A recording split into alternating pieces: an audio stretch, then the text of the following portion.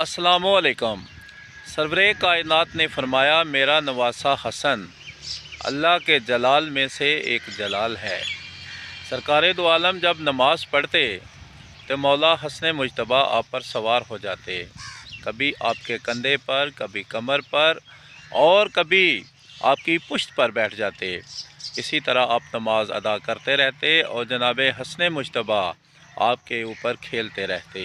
सजदे में जब आप जाते तो आप उनके कंधों पर होते और जब आप क़याम करते तो मौला हसन आपकी कमर पे होते।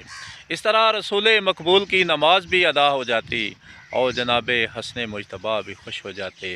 तारीख़ ने ये बताया है कि सरवरे कायनात ने ये नहीं कहा कि हसन की वजह से मेरी नमाज जो है वो नाउज़ुबिल्लाह बातिल हो गई। मेरा नवासा हसन जो है ये जन्नत के नौजवानों का सरदार है।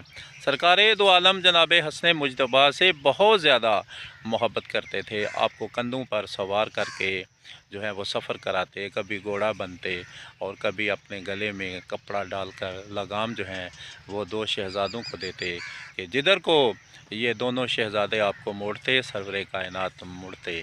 एक दफ़ा जनाब हसन मुजतबा ने कहा कि नाना, तमाम लोगों ने अच्छे कपड़े पहने हुए हैं ईद के मौका पर, तो हमने भी अच्छे कपड़े पहने हैं। तो सरकार दो आलम ने अल्लाह ताला से दुआ की तो जिब्राईल अलैहिस्सलाम इन दोनों शहज़ादों के लिए जन्नत से लिबास जो है वो बनवा के लाया। जनाब हसन मुजतबा बनी हाशिम में सबसे ज़्यादा तीर अंदाज़ी और तलवार को जानने वाले थे। आप बनु हाशिम में सबसे अच्छा लिबास जो है जनाब हसन मुजतबा ने पहना और आपका दस्तरखान जैसा आपने दस्तरखान लगाया, आज तक कोई इंसान जो है वो खाने का दस्तरखान ना लगा सका। आपके दस्तरखान में हर गरीब, हर मकतबा फ़िक्र, हर नस्ल का आदमी जो है वो खाना खाता। आपका जो दस्तरखान है हर वक्त जो है वो चलता रहता।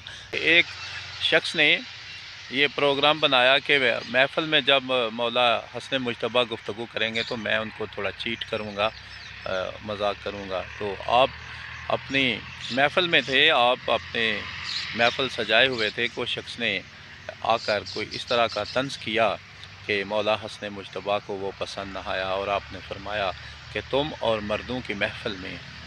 तो वो शख्स उसी वक्त जो है मर्द से औरत बन गया।